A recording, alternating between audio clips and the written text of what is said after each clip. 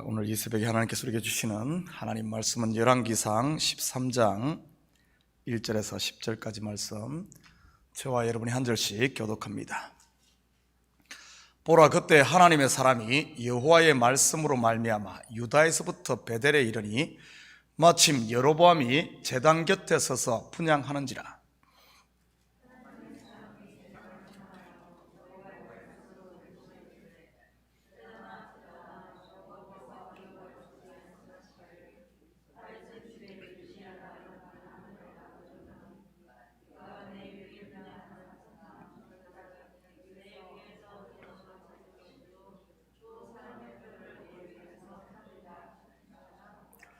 그날에 그가 징조를 들어 이르되, 이는 여호와께서 말씀하신 징조라.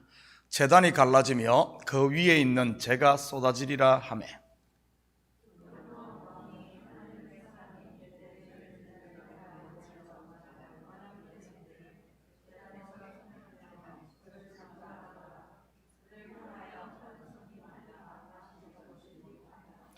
하나님의 사람이 여호와의 말씀으로 보인 징조대로 제단이 갈라지며 재가 제단에서 쏟아진지라.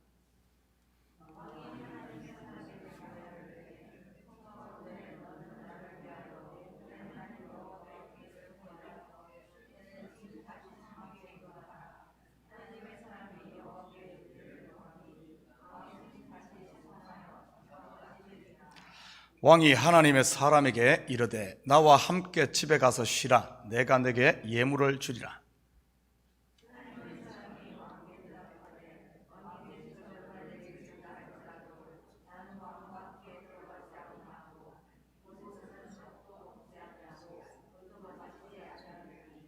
이는 곧 여호와의 말씀이 내게 명령하여 이르시기를, 떡도 먹지 말며 물도 마시지 말고 왔던 길로 되돌아가지 말라 하였음이니이다 하고.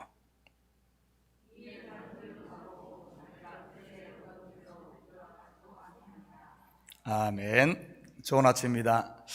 오늘 본문은 이스라엘 통일 왕국이 분열된 후 북이스라엘의 왕위에 오른 여로보암의 이야기를 다루고 있습니다. 열왕기서는 남유다와 북이스라엘을 번갈아가며 왕들의 행적을 이렇게 기록했지요. 이스라엘의 왕이 된 여로보암은 먼저 통치 기반인 수도를 이 세겜에 정한 후 백성들이 예루살렘에 제사하라 그런 것을 막기 위해 금송아지를 만들고 베델과 단에 세웁니다. 우리는 여기서 한 가지 잘 이해가 되지 않는 부분이 있을 수 있습니다. 어떻게 여로보암이 금송아지를 만들어 여호와 하나님이라고 할 수 있는가 하는 부분이지요. 그가 단순히 백성들만을 속이려고 그렇게 한 것일까요? 사실은 그것이 아니라 자기 자신도 그렇게 생각하고 있었던 것 같습니다. 우리는 그 사실을 출애굽한 이스라엘이 시내산 자락에서 아론을 중심으로 금송아지 우상을 만든 것을 통해 알 수 있습니다. 아론이 우상 만들겠다고 만든 것일까요? 아닙니다. 그 자신 또한 그 금송아지를 여호와 하나님으로 인식한 것입니다. 여로보암 또한 출애굽한 이스라엘처럼 솔로몬을 피해 애굽에서 망명생활을 오래도록 한 사람입니다. 그러다 보니 그는 애굽의 문화와 이 우상에 젖어 있었던 것이지요. 마치 애굽에서 종살했던 이스라엘처럼 말입니다.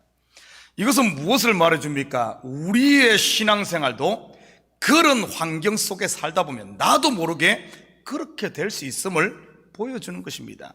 저는 목회를 하며 그것에 대해 깊이 생각해 보았습니다. 목회자에 따라 성도들 또한 많은 영향을 받는다는 것을 말이지요. 성공지향적인 이런 성향을 가진 목회자 밑에서 있었던 성도들을 보면 신앙생활을 마치 어떤 고지를 점령하는 것처럼 이렇게 신앙생활을 합니다. 출세, 성공의 도구로 신앙생활을 한다고는 할까요? 그런 사람들에게 예수님은 나의 성공을 돕는 어떤 알라딘의 램프에 나오는 이 진화처럼 이렇게 생각들 하지요. 내 성공을 위해 존재하는 그런 분 말입니다. 그래서 내가 성공을 하면 그 다음엔 어떻게 될까요?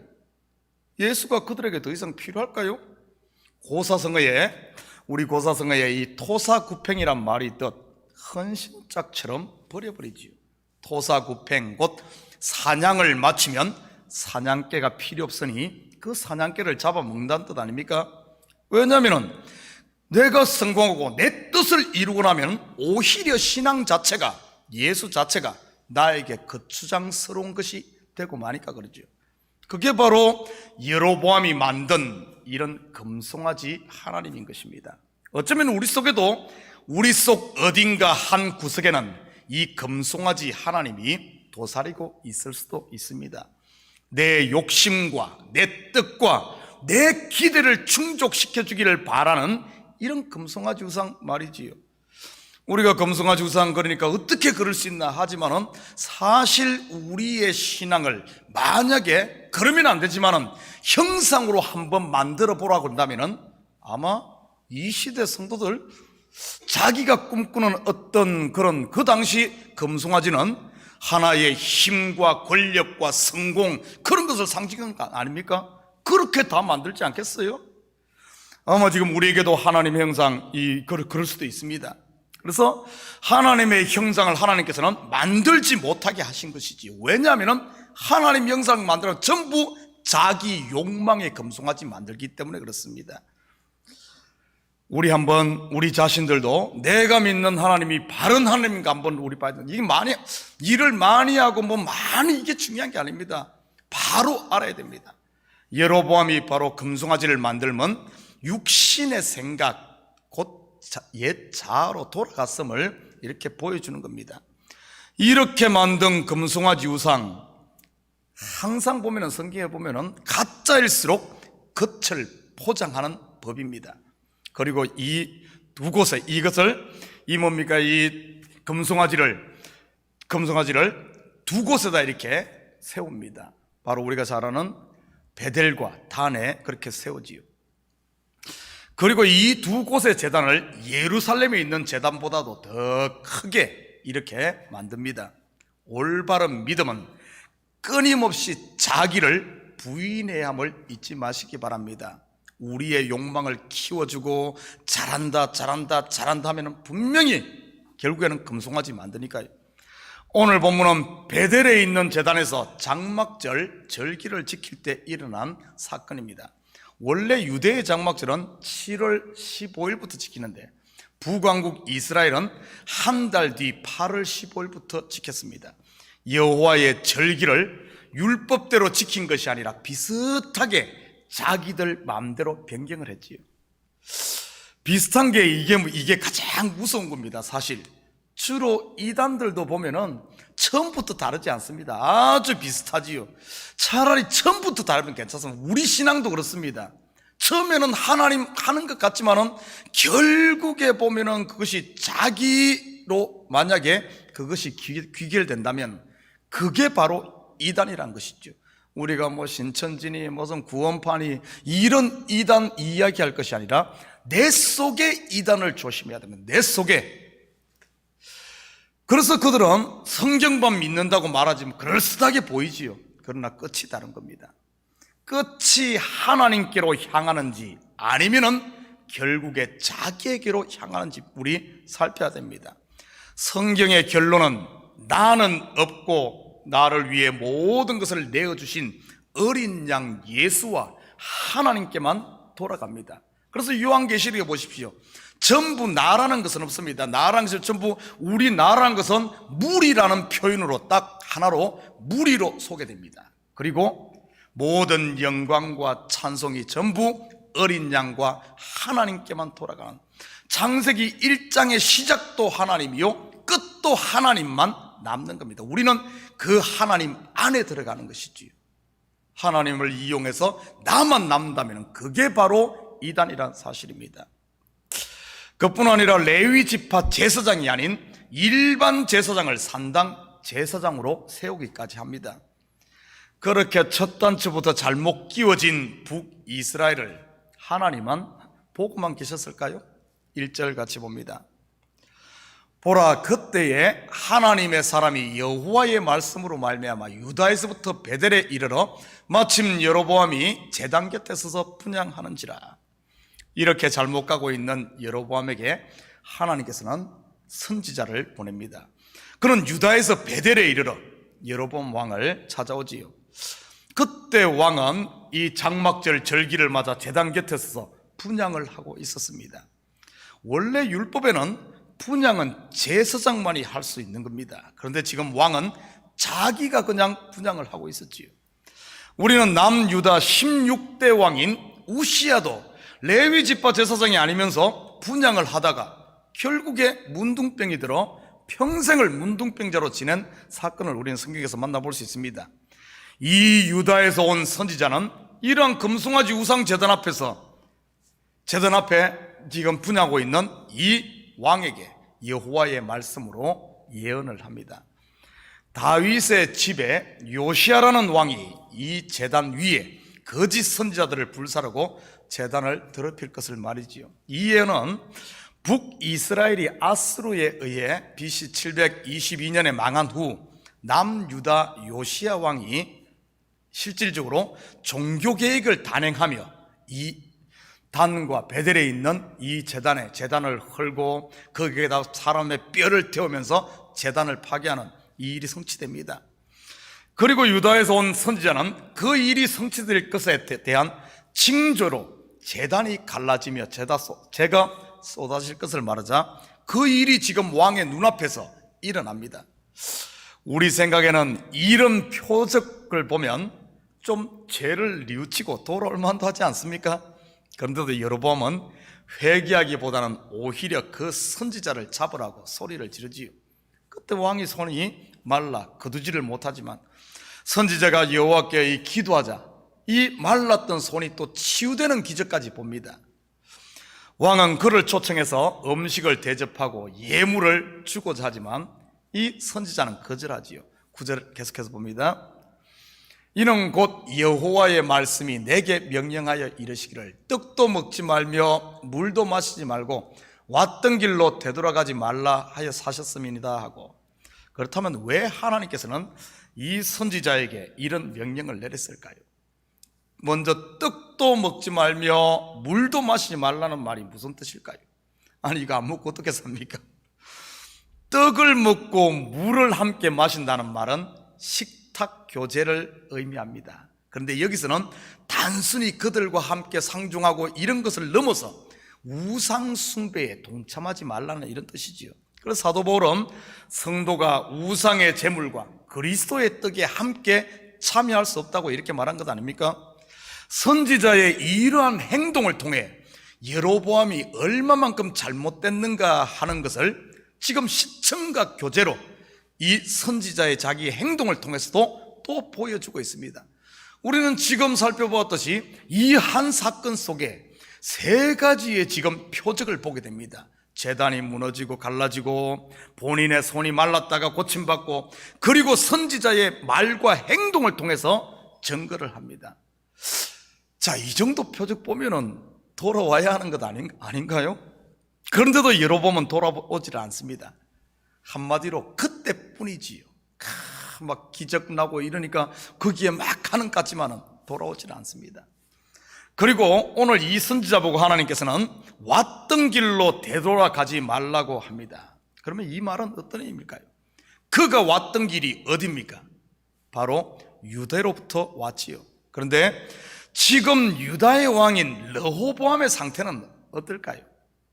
그 또한 다윗의 길을 쫓아 여호와를 기쁘시게 한 것이 아니라 이 북왕의 왕인 여로보암 못지않게 각종 산당과 우상 숭배에 젖어 있었습니다. 남유다나 북이스라엘이나 쌤쌤이라는 말이지요. 그러니 그 길로 돌아가지 말라는 이런 뜻입니다.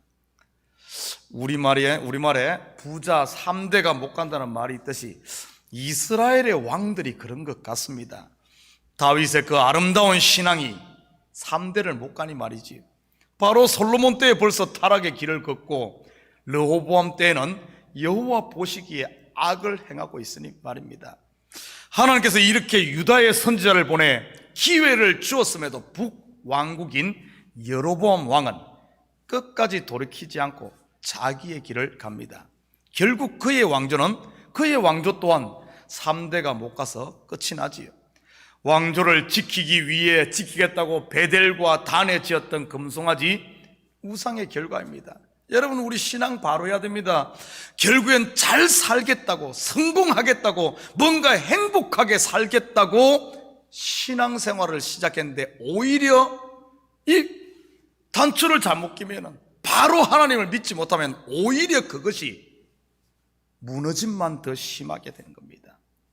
오늘 우리 성경의 창세기에도 보면은 살겠다고 쌓았던 바벨탑이 오히려 무너짐만 심하게 되는, 결국에서는 거기에 치이는 모습을 볼 수가 있습니다. 그의 아들 나답이 2년을 통치하다가, 여로보암의 아들 북이스라엘 여로보암의 아들 나답이 2년 통치하다가 결국 이사갈 족속 바사가 모반을 일으킴으로 이 이스라엘 일대 왕조인 여로보암 왕조는 막을 내립니다. 북이스라엘 왕조는 수없이 왕조 자체가 계속해서 바뀝니다. 물론 남쪽은 다윗의 왕조가 계속 이어지기는 합니다. 그렇지만은 그 사이에 끊임없이 하나님을 어떻게 보면 떠났다가 돌아왔다가 계속 반복하는 이런 모습을 볼 수 있어요. 우리 열왕기 앞으로 공부할 때 보면 그 모습을 계속 볼 겁니다. 그런데 그 모습이 알고 보면 그 왕들의 이야기가 아니라 내 이야기라는 사실입니다. 아침에는 참으로 하나님과 은혜 속에 살다가 하루가 못 가서 또 보면은 나도 모르는 사이에 내 모습으로 돌아가 있는, 옛날로 돌아가 있는 그런 모습. 그런데 오늘 본문을 통해 우리가 알아야 될 것은, 하나님께서는 이런 금송아지를 만들고 있는 이 북왕조의 여로보암까지도 하나님께서는 선지자를 끊임없이 보내서 그를 돌아오게끔 선지자를 보냈다는 사실입니다. 성경의 선지서를 기록한 많은 선지자들이 결국 죄악으로 달려가는 하나님의 백성들에게 돌아오라고 외치며 계속해서 보낸 것이, 이 시대 선지자가 뭐겠습니까? 우리 속에 성령을 두어서 우리 속에 끊임없이 내 마음에 찔리게 하고 우리를 인도하는, 돕는 바로 이 성령이야말로 구약의 선지자와 같은 역할을 하고 있지 않습니까? 이것을 통해 성경은 무엇을 말하고자 하는 것일까요? 바로 사람 속에 선한 것이 없음을 고발하는 것이요, 스스로는 절대 돌이킬 수 없음을 보여주는, 그래서 하나님께서 직접 육신의 몸을 입고 이 땅에 오신 것 아닙니까? 사랑하는 성도 여러분, 오늘 하루도 내 힘으로 하려고 하지 마시고 문제를 만날 때마다 머리 싸매고 고민할 것이 아니라 주님을 찾는, 주님 앞에 돌아오는, 그게 바로 복인 줄 믿습니다. 길은 바로 오직 예수 속에 있음을 믿으시고 오늘도 그분 안에서 승리하며 오늘도 그분과 동행하는 것이 가장 행복한 길임을 알고 이 새벽 기도할 때 혹시 내 속에 금송아지가 있다면 이 시간 내려놓고 다시 한 번 더 나 중심이 아닌 말씀 중심 하나님께로 돌이킴으로 그분 안에서 자유하는 이런 시간 됐으면 좋겠습니다. 같이 기도하십시다. 사랑의 아버지 하나님, 참으로 감사를 드립니다. 아버지는 말씀을 통해 우리의 속을 보게 하시고 내 속에 숨어있는 아버지 하나님 옛것들, 결국에 그냥 놔두면 금송아지를 만들 수밖에 없는 아버지 하나님 이런 옛 생각들 이 시간 십자가 앞에 다 내려놓게 하시고 우리의 마음을 다시 한 번 더 정결케 하여 주셔서 오직 예수로만 가득 채워지는 성령 충만한 이 아침 되게 도와주시옵소서.